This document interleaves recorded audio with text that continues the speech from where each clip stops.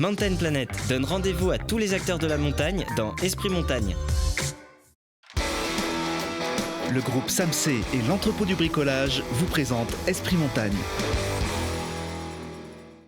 Au cœur de nos massifs avec Esprit Montagne et Poma.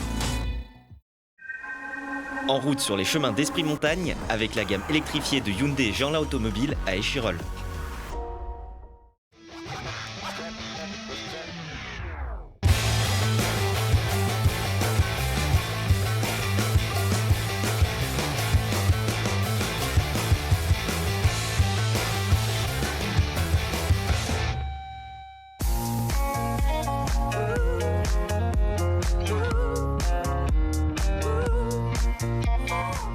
Bienvenue à tous, Esprit Montagne vient prendre le grand air de Vaujany, ici en pleine saison avec enfin des remontées mécaniques qui tournent à plein régime pour accueillir les sportifs et les vacanciers. Vaujany, c'est 250 km de piste, on peut monter jusqu'à 3300 mètres d'altitude, c'est une station-village qui développe de multiples infrastructures. Ce qui permet notamment à cette station-village donc d'accueillir un mondial de pétanque. Mais oui, à l'heure où on enregistre cette émission, se déroulent les finales, la grande finale PPF, Passion Pétanque France. Un événement qu'on va suivre justement tout à l'heure dans les coulisses. Pour l'instant, le ski, rien que le ski Laurent, c'est le grand angle.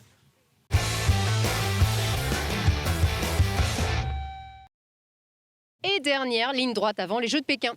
Oui, c'est la dernière ligne droite pour valider les tickets pour aller aux Jeux Olympiques de Pékin qui auront lieu du 4 au 20 février. C'est une ligne droite un peu compliquée parce qu'on est aussi en mode Covid, donc les athlètes doivent faire attention à ne pas être positifs, sinon ils seront privés de jeu.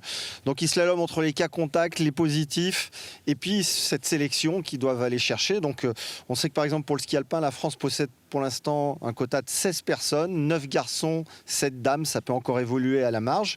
Bon, forcément cette équipe de France sera accompagnée et menée par Tessa Worley chez les femmes qui est remontée sur le podium. Une victoire en pleine forme. Elle est à la lutte pour le globe de cristal de la spécialité. Chez les hommes, ça sera mené par Alexis Pinturo et Clément Noël en slalom. Et pas Victor Muffajandé. Non, Victor Muffajandé s'est blessé malheureusement au slalom de Zagreb. Il ne sera pas du voyage à Pékin, tout comme Marielle Berger-Sabatel en ski cross qui s'était blessée avant Noël. Exactement. Alors pour l'instant, tout est incertain. On a des athlètes en forme, des skieurs en forme. Et des biathlètes qui sont actuellement en très grande forme, puisque les Français, en tout cas chez les hommes, sont à la lutte pour le grand globe de cristal entre Émilien Jacquelin et Quentin Fillon-Maillet. Chez les dames, c'est aussi pas mal avec Julia Simon qui est revenue en forme. Donc cette équipe-là va jouer des médailles, c'est sûr, à Pékin. On a hâte, bien évidemment. On est sûr que ça sera un beau spectacle sportif, en tout cas, pour ce qui est du spectacle populaire. On verra pour les prochains Jeux, bien évidemment, de Milano Cortina, qui seront juste à côté de chez nous. En 2026. C'est ça. On va à la patinoire. C'est parti. Patinoire C'est parti. ou sur le terrain de pétanque, on ne sait plus. En tout cas, ça tombe bien.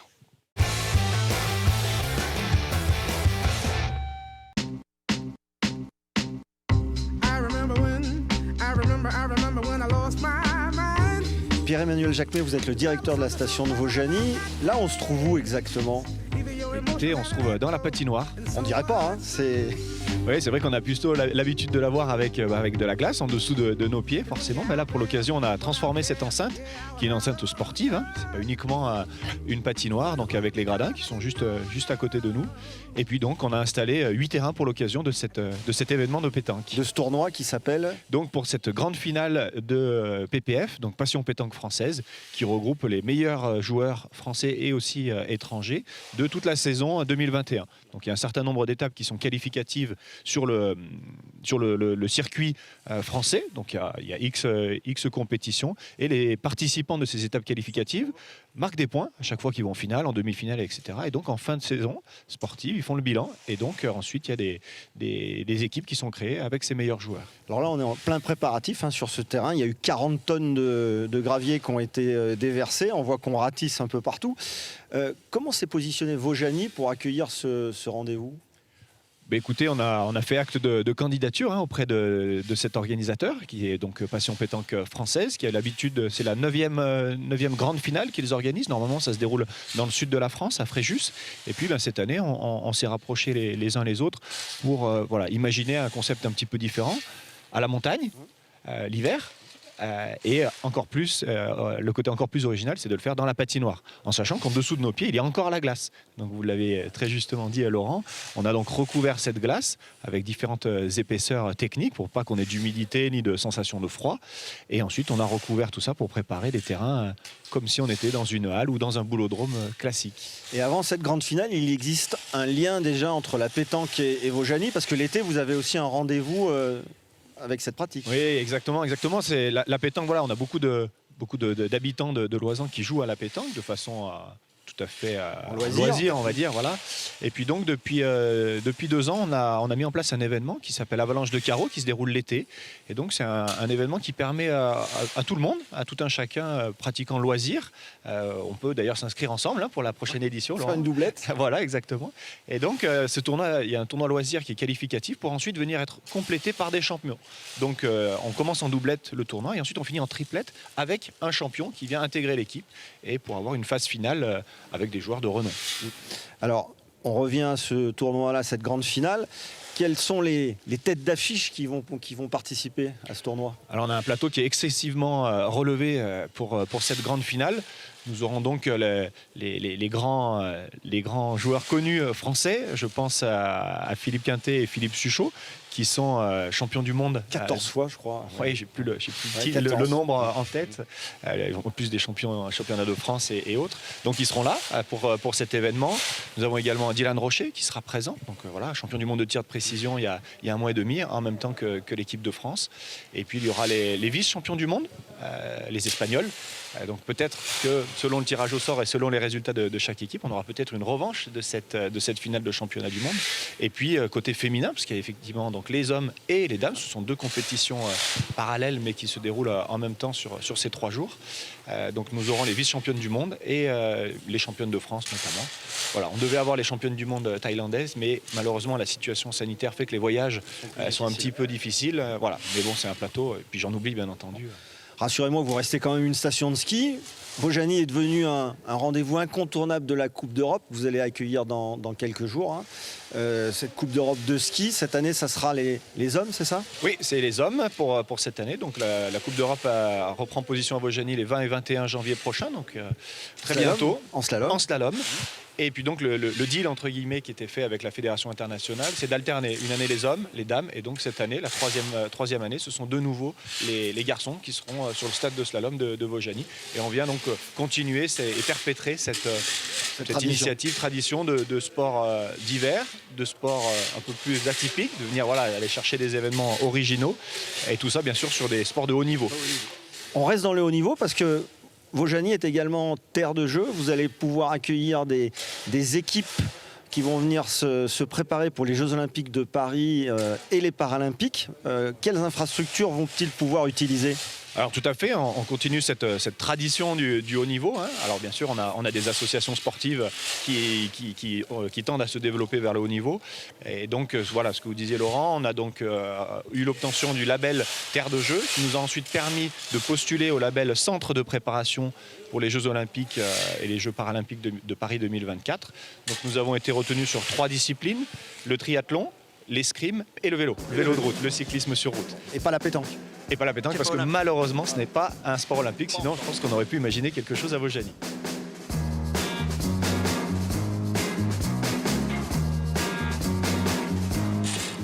C'est vrai que ça doit pas être évident, une surface pareille, la rendre bien plate et bien régulière. C'est ça la difficulté, Fabien ? C'est la difficulté, effectivement. C'est la mine d'or des pétanqueurs, comme on dit. Donc c'est la partie la plus importante de l'organisation. Ce sont les terrains. Puisque comme pour un court tennis, si on a des faux rebonds, forcément les joueurs qui sont des joueurs de haut niveau, des athlètes de haut niveau, ne vont pas être satisfaits.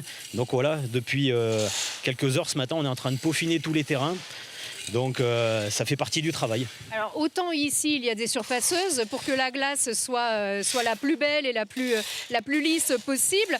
Ici rien ne remplace la main de l'homme alors. Effectivement, voilà, c'est le charme de la pétanque. La pétanque, c'est un sport qui se joue pratiquement à 80% de l'année en extérieur. Mais en hiver, il faut jouer en indoor, donc c'est que des terrains artificiels. C'est la grosse difficulté d'organiser un événement en indoor. C'est une première aussi, je pense, presque mondiale, de transformer une patinoire en terrain de pétanque. C'est un vrai défi qu'a mené la ville de Vaujany, qui a fait un travail extraordinaire. Nous, on arrive un petit peu maintenant en fin de préparation pour fignoler, pour préparer les terrains, pour que tout soit prêt pour le début de la compétition. Et Fabien Sgara, vous êtes le superviseur général de PPF. Comme quoi les superviseurs mettent aussi la main à la pâte. Oui, au superviseur, il y a le président aussi qui travaille, il y a aussi des organisateurs d'événements, tout le monde travaille. Voilà, ça aussi, c'est ce qui caractérise PPF. Voilà, c'est une équipe soudée. On fait tous partie de la même famille et on sait qu'effectivement, voilà, quand on arrive comme ça sur des événements et sur des sites qu'on ne connaît pas forcément beaucoup à l'avance, on sait qu'on a pas mal de travail, mais on le fait avec très grand plaisir parce qu'on sait que derrière, effectivement, les images seront très belles. C'est sûr, et puis ça fait toujours plaisir de retrouver un ancien confrère. Vous étiez journaliste jusqu'à très récemment d'ailleurs. Bon, ça fait déjà 7 ans, on vieillit maintenant, Lucille, on vieillit. En tout cas, c'est un plaisir. Merci beaucoup, Fabien. Je vois que vous tenez une pelle ici. D'autres ont préféré se prendre un râteau. Voilà, c'est ça. C'est ça. Et on va retrouver la glace aussi quand même de cette patinoire de Vaujany qui, par solidarité, n'accueille pas que les équipes de hockey sur glace, les Grizzlies de Vaujany. Cette glace accueille aussi parfois les brûleurs de loups de Grenoble lorsque la patinoire n'est pas disponible. La patience n'est pas une matière enseignée en club, mais les brûleurs de loups peuvent en tout cas nous en dispenser une bonne leçon que voici. Image numéro 1, les hockeyeurs grenoblois champions de France tentent de conserver leur titre. Premier des phases régulières, ils se qualifient pour les demi sur une série de 4 victoires, parcours parfait. Image numéro 2, le parcours s'arrête. Les demi-finales sont reportées, la France est confinée, la Ligue Magnus est effacée. Image numéro 3, la saison est annoncée, il faut s'entraîner, mais la patinoire est fermée. La fin des travaux se fait désirer, les premiers matchs à domicile sont décalés. Image numéro 4, le plan B, 2 heures de route aller-retour chaque jour, étirement masqué, entraînement protégé, bilan des athlètes tout sourire qui savent que rien n'est simple, que rien n'est sûr, mais qui ont appris à faire avec. On attend, c'est vraiment on joue le jour, puis on reçoit un texto comme quoi, OK, on s'entraîne là, OK, on s'entraîne pas, mais ça va, les joueurs prennent du plaisir quand même, puis c'est ça l'important. Du plaisir en relativisant, avec la conscience de la chance d'être en bonne santé et de pouvoir enfin pratiquer leur sport. Et du plaisir en apercevant déjà la coupe au bout, comme si finalement il suffisait de jouer plus longtemps le deuxième acte d'une saison interrompue.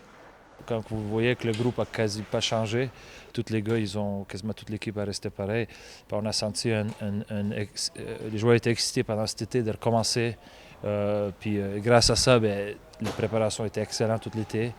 On est sur une phase de finir, commencer ce qu'on a pas fini l'année passée.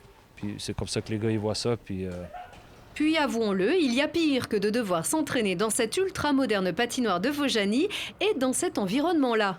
On est vraiment chanceux de pouvoir s'entraîner ici.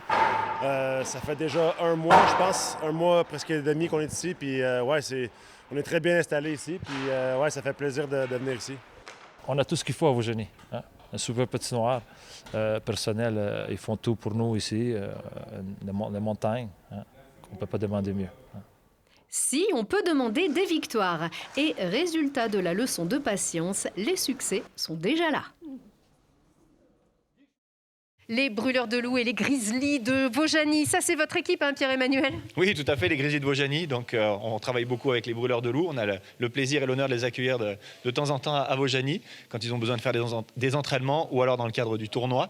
Et puis, bien entendu, une collaboration forte avec le club de Vaujany, les Grizzlies de Vaujany et les brûleurs de loups. Donc voilà, le hockey au sens large à Vaujany. Depuis longtemps, déjà même dans l'ancienne patinoire, je crois, la patinoire Clémenceau à Grenoble. Il est vieux ce partenariat. Oui, c'est un vieux partenariat. Alors, à l'intérieur de la patinoire Clémenceau à Grenoble, et puis également avant qu'il y ait cette patinoire du pôle sport et loisirs, on avait une patinoire extérieure à Vaujany, donc ils venaient déjà s'entraîner. Maintenant on a une qualité de glace qui est un petit peu différente quand même, voire même beaucoup différente que cette patinoire que nous avions à l'époque en extérieur. Ah, et c'est Monsieur Glace, Monsieur chaud et froid d'ailleurs de ces structures, Johan Tonarelli, qui va tout nous dire justement. Merci d'être avec nous, Johan. Bonjour. Et alors, elle est si différente que ça, la glace, entre Vaujany et Grenoble? Bien dans le micro, Johan. Alors aujourd'hui, oui, elle est vraiment différente, puisque d'ailleurs, il n'y en a plus. On est sur un tas de cailloux pour faire un peu de pétanque. Mais on ose se dire que, oui, effectivement, on a une très très belle glace et qu'on l'utilise... Comme c'est le mieux possible. Comme c'est le mieux possible. Ouais, le mieux possible. Ouais. Et c'est vous qui l'a faite et qui l'a préparé, la glace? Alors, on prépare la glace, on ne déglace jamais, forcément. On essaie de faire un déglaçage tous les 5 ans. Mais sinon, on reste en activité permanente. Alors, on a beaucoup beaucoup d'activités avec les clubs, comme vous l'avez dit, avec les Brûleurs de Loups, qui nous ont beaucoup aidés à créer notre club quand on a construit la patinoire. Ça va dans les deux sens alors. Ça va dans les deux sens, Ouais. forcément. Ouais, c'est un vrai échange entre les deux et j'espère que ça continuera comme ça parce que c'est très important pour nous, quoi. Absolument. Oh, bah, c'est bien parti J'ai- pour. Il n'y c'est a pas de très bien raison, ça parti fait pour, longtemps et que ça puis on dure. les Hein. connaît très bien et je pense que ça continuera comme ça. Ouais. Bien sûr. Alors, on disait justement l'homme de la glace, la structure du froid, mais l'un et l'autre sont liés justement. Et c'est là tout le secret des énergies de cette patinoire et de la piscine, cette grande infrastructure. Voilà. Vous allez tout nous dire justement sur ce système qui est innovant. On doit sortir, c'est par là. Alors suivez-moi, je vais vous accompagner, on va faire le Parce que chemin moi, du chaud et du froid justement. Et là, on est là, on peut pas, il Alors n'y a ici, pas un on est passage sur la souterrain fosse à qui nous neige, hein. passer d'aller de Non, l'autre. on a arrêté de faire ça parce que Ça serait une idée, ça. Hein.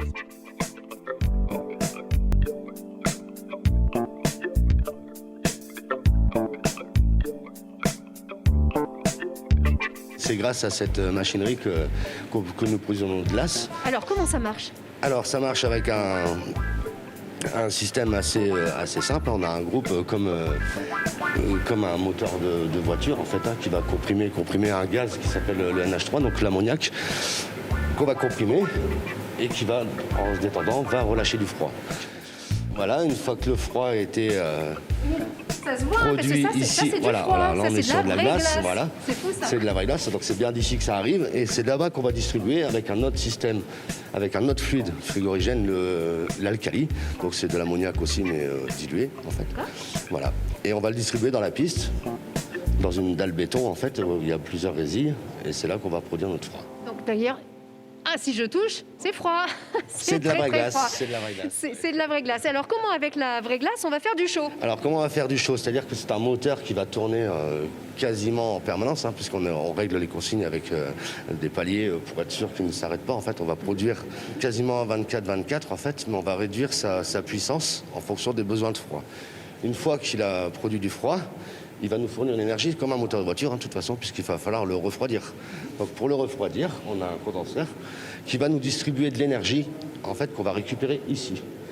Vous pouvez toucher, c'est très chaud. Et cette énergie-là, voilà, voilà. Donc c'est incroyable dans un local froid d'avoir autant d'énergie. Donc, voilà. Donc on est presque à 40 degrés en fait. Donc cette énergie à 40 degrés, plutôt que de la rejeter comme on faisait à l'époque, aujourd'hui on la récupère via des échangeurs et on va la distribuer sur tout le bâtiment.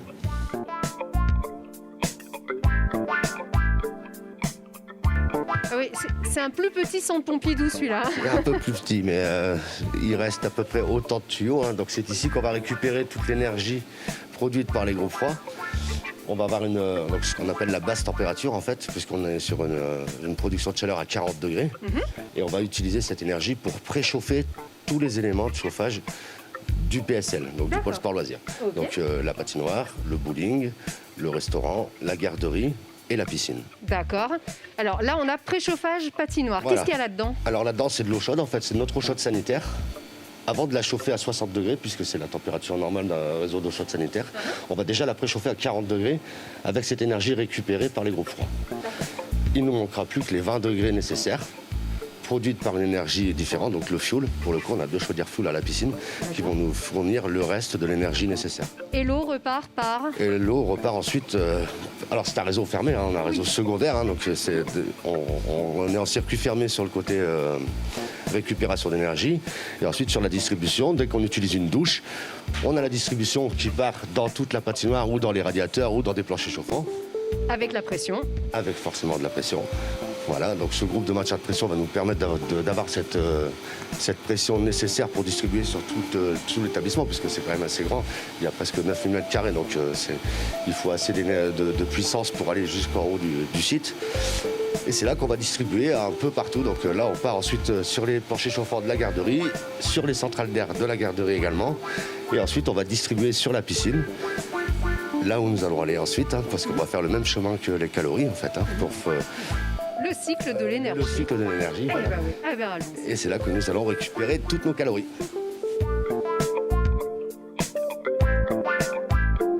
Et donc là, en fait, c'est ici qu'on voit tous les bâtiments chauffés Voilà, dont vous parliez. voilà, Alors, c'est là, exactement on est ça, voilà. la patinoire qu'on ne voit pas parce qu'encore une fois, elle est enterrée, elle est enterrée. troglodyte. Voilà, c'est une patinoire troglodyte, voilà. Tout à fait. Mais tout le bâtiment qui est vraiment chauffé par cette énergie, donc c'est bien de poser de la glace et de pouvoir chauffer tout cet espace avec la patinoire, le bowling, le restaurant, la garderie, le pôle enfance, pardon, et la piscine. Voilà, alors cette piscine a été construite en 1999.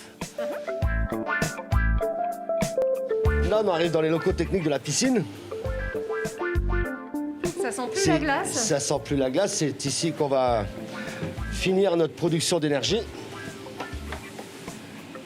Ah, où est-ce qu'il y a un tuyau chaud? Où est-ce qu'il y a un tuyau chaud? Partout. Tous les tuyaux sont chauds. Ah ouais. Donc c'est ici qu'en fait on va faire toute notre récupération d'énergie et qu'on va la redistribuer sur le bâtiment de la piscine.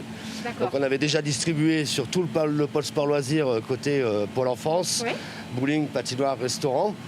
Et on va finir d'utiliser nos calories dans la piscine. D'accord. Et c'est là qu'on va faire le même circuit, de toute façon, avec un préchauffage de l'eau chaude sanitaire. C'est-à-dire qu'on chauffe aussi notre eau à 40 degrés déjà avec cette énergie récupérée. Et ensuite nos 2 chaudières fuel qui vont venir compenser le manque pour monter jusqu'à 60 degrés pour notre réseau ECS. D'accord.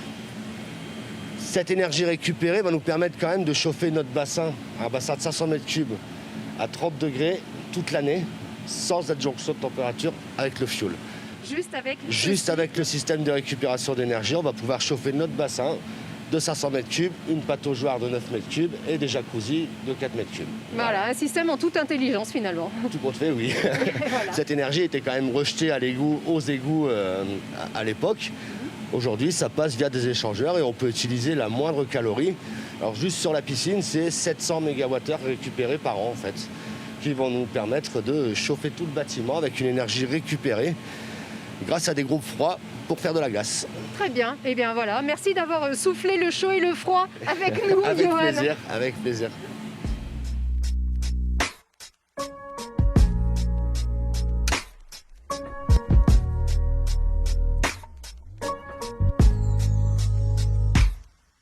Ouf. Yves Genevois, il fait bon, hein? Ah, on est bien, en plein air. Oui, de toute façon, vous connaissez aussi le grand air de la montagne. Vous êtes un enfant de Vaujany, monsieur le maire. Vous êtes élu, alors en tout depuis une trentaine d'années, mais votre premier mandat date de 1983. Oui, complètement. Je suis né ici il y a 70 ans tout juste. Et donc, C'était où? j'ai été à Vaujany.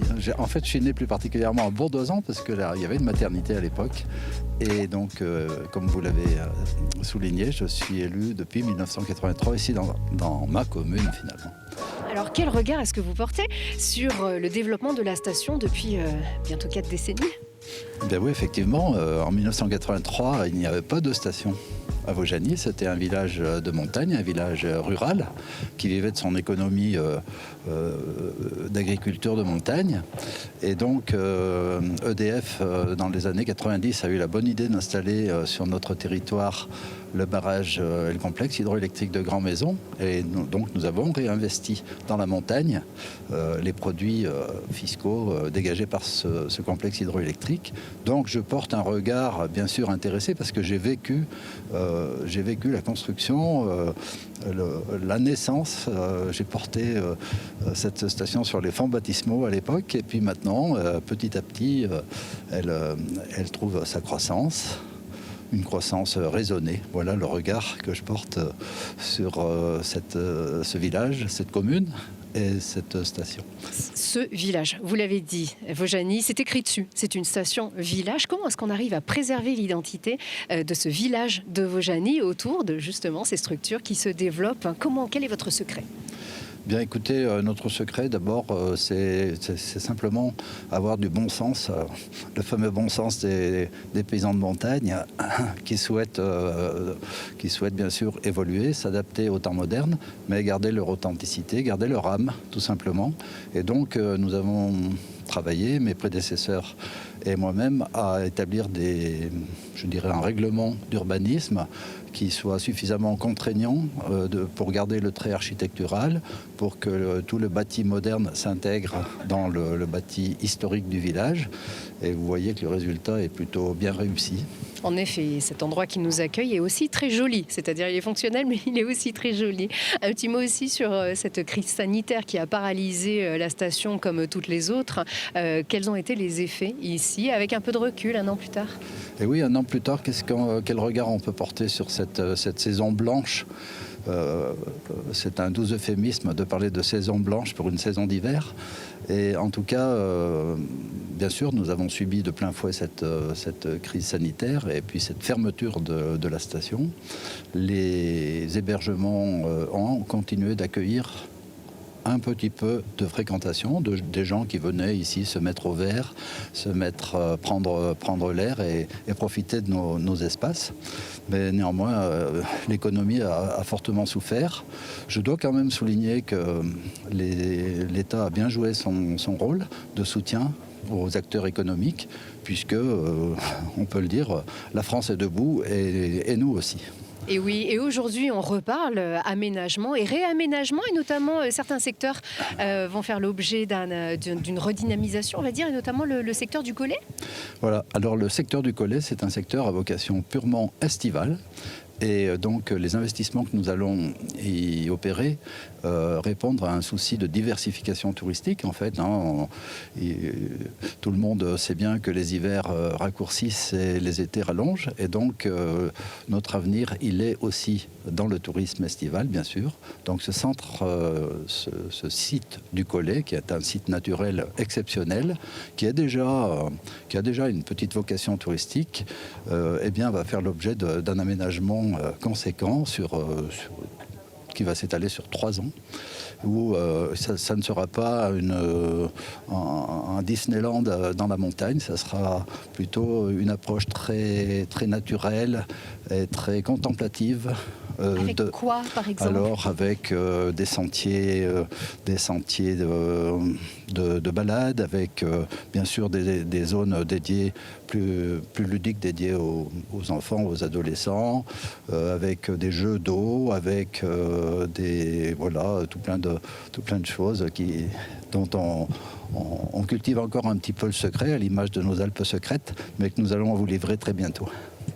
Ah, on a hâte de voir ça. Et puisque vous parlez aussi du tourisme, c'est vrai que l'attrait pour les sports de neige ne vient pas pour tout le monde en famille et dès le plus jeune âge. Il faut parfois aussi pouvoir profiter des classes de neige. C'est vrai que c'est très important aussi pour ce goût pour les sports d'hiver. Ici, c'est possible à Vaujany. C'est au Flumet que ça se passe?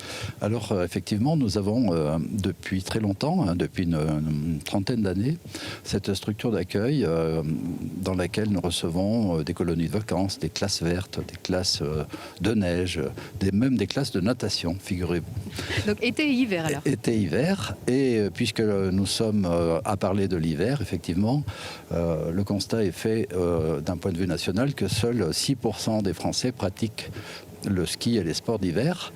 Et bien évidemment, quand on est à la tête d'une commune porteuse de stations de sports d'hiver, il nous appartient d'investir et de donner envie aux enfants, tout simplement, aux enfants de toute la France, de découvrir la montagne l'hiver, et plus particulièrement de prendre goût à la glisse sous toutes ses formes.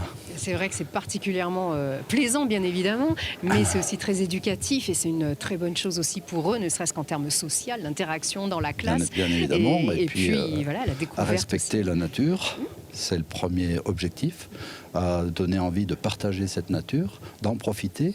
Alors nous avons, vous l'avez souligné, ce centre d'accueil que l'on appelle le Flumet, et qui peut recevoir une 50aine d'enfants. Et nous avons développé depuis une douzaine d'années un deuxième centre d'accueil qui s'appelle Côte-Belle et qui donc est géré par la même association qui s'appelle Chemin du Monde que le Flumet, et qui accueille une 50aine d'autres enfants, si bien que tout au long de l'année, nous avons une centaine de petits citadins avec qui nous partageons nos beaux espaces. Vaujany, terre d'accueil et patinoire d'accueil aussi. On a vu tout à l'heure les brûleurs de loups s'entraîner sur votre patinoire. Alors on a vu Grenoble à Vaujany, mais Vaujany est aussi à Grenoble. Alors Vaujany n'est pas si loin de Grenoble, puisque en 45 minutes, on passe de l'un à l'autre. Et vous avez votre place à la patinoire et la loge Prestige. Voilà, nous avons une loge dédiée qui porte notre nom, by Vaujany. Dans la patinoire de Grenoble, avec, bien sûr, parce que nous avons des liens tout particuliers, des liens de partenariat, mais aussi des liens amicaux avec les brûleurs de loups.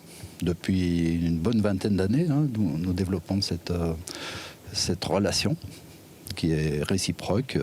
Donc tout se passe bien. Leurs équipes de jeunes viennent s'entraîner ici, même l'équipe première d'ailleurs, de temps en temps vient profiter de notre glace, et nous profitons de notre loge pour partager de bons moments sportifs. Le sport et tous les sports justement. Alors vous savez que notre cadreuse aujourd'hui, Lina Badreddine, est très sportive. Elle l'a prouvé d'ailleurs avec l'équipe AG2R. Les cyclistes professionnels viennent s'entraîner traditionnellement ici à Vaujany, et Lina a été capable de les suivre. Vous les regardez justement ce reportage, et je vous remercie beaucoup Yves Genevoix. Mais c'est avec plaisir. À bientôt. Ils font désormais partie du paysage de Vaujany. Comme chaque année depuis 5 ans, la G2R Citroën Team vient respirer l'air de la montagne lors d'un stage de cohésion d'équipe. Un stage durant lequel les cyclistes ont troqué les vélos contre les baskets, de quoi continuer de faire du sport sans pression, mais sous les rafales de vent. On dit souvent que le cyclisme est un sport individuel qui se pratique en équipe. Et c'est vrai, voilà, ça se confirme que pour gagner, on a besoin de toute l'équipe et on a besoin d'une très forte cohésion dans l'équipe. Le but, c'est vraiment de la cohésion et puis faire toutes les formalités administratives. Là, on a des réunions avec les différents intervenants de l'équipe. Et voilà, c'est vraiment de prendre du temps pour ça et après d'enchaîner sur les stages, on sera plus sur le vélo. Après son titre de meilleur grimpeur sur le Tour d'Italie, Geoffrey Bouchard est attendu au virage, tout comme son coéquipier Nance Peters, qui a remporté une étape sur le Tour de France. Cette année est donc une saison pleine d'enjeux pour les deux locaux de l'équipe. Quand on débute la saison, on est toujours plein d'espoir, plein d'enthousiasme. On a bâti cette équipe depuis la mi-saison déjà 2021. Il faut savoir que les saisons se bâtissent déjà presque 6 mois avant, avec le recrutement, avec des mises en place de nouveaux projets, la technique, avec plein d'éléments qui font qu'il y aura une réussite. Donc forcément, à cette époque de l'année, on est tous très enthousiastes et très prêts à en découdre avec nos adversaires dès le début de saison. Et il faut passer par une formation en altitude pour atteindre les sommets. Mais avant d'entrer dans le dur, laissons ces sportifs qui sont sur le vélo 11 mois par an garder un temps les pieds sur terre et la tête dans les nuages.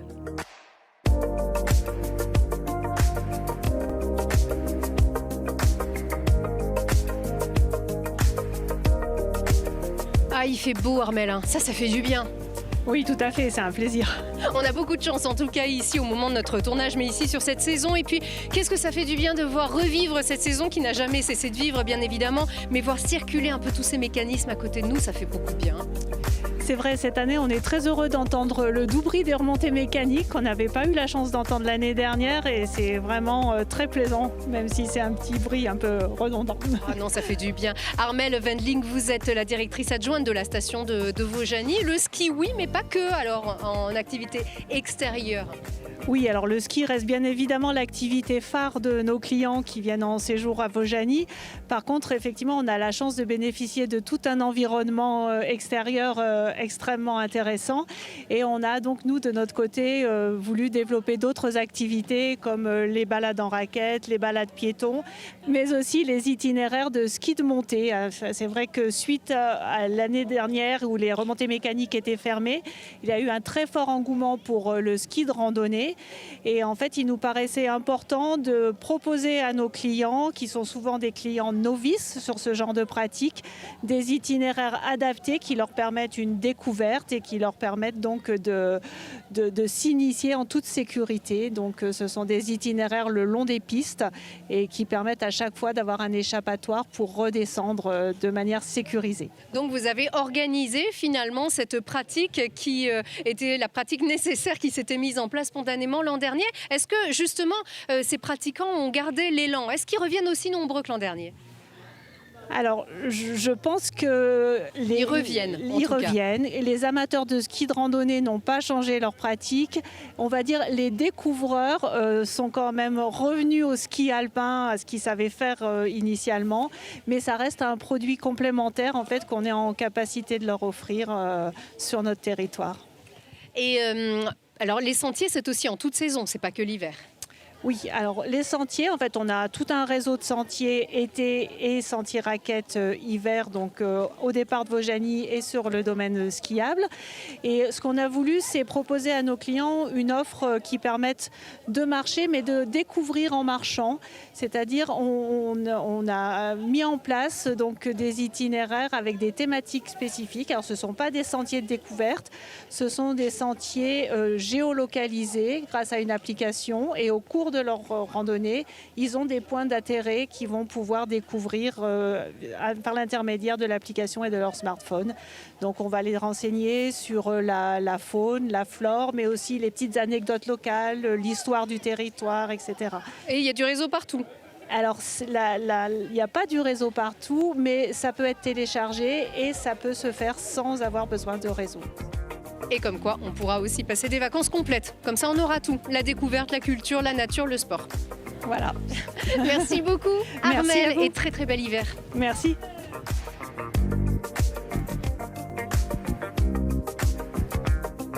Retour au chaud, dans la patinoire donc. Elles sont fous les cigales, Henri? Ah, c'est sûr que ça change du sud parce que nous, chez nous, on entend chanter les cigales et ici, on a froid aux pieds. C'est sûr.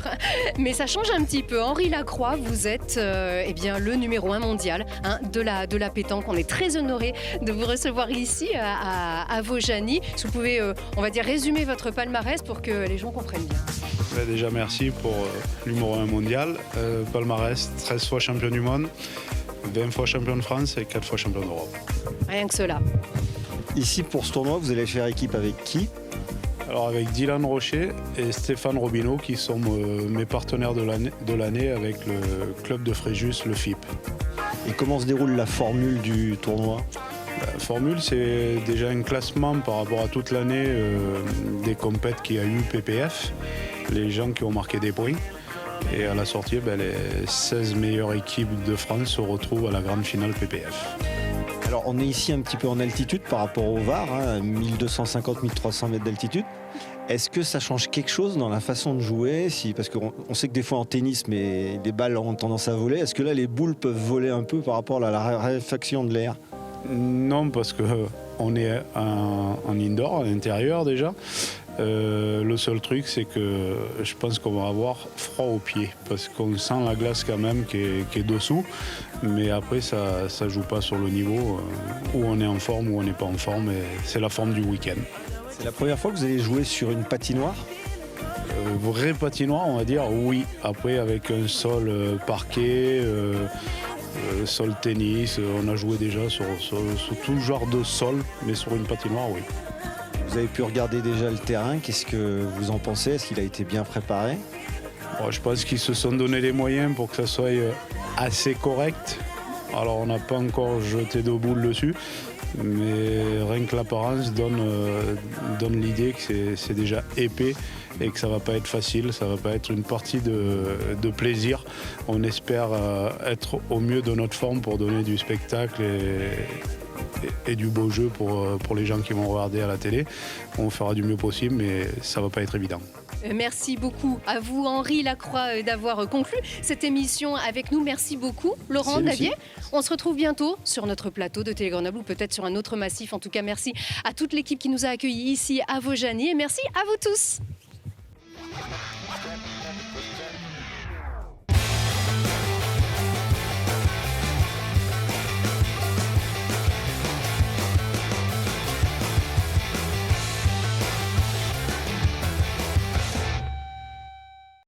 Mountain Planet donne rendez-vous à tous les acteurs de la montagne dans Esprit Montagne. Le groupe SAMC et l'entrepôt du bricolage vous a présenté Esprit Montagne. Au cœur de nos massifs avec Esprit Montagne et Poma. En route sur les chemins d'Esprit Montagne avec la gamme électrifiée de Hyundai Jeanlin Automobile à Échirolles.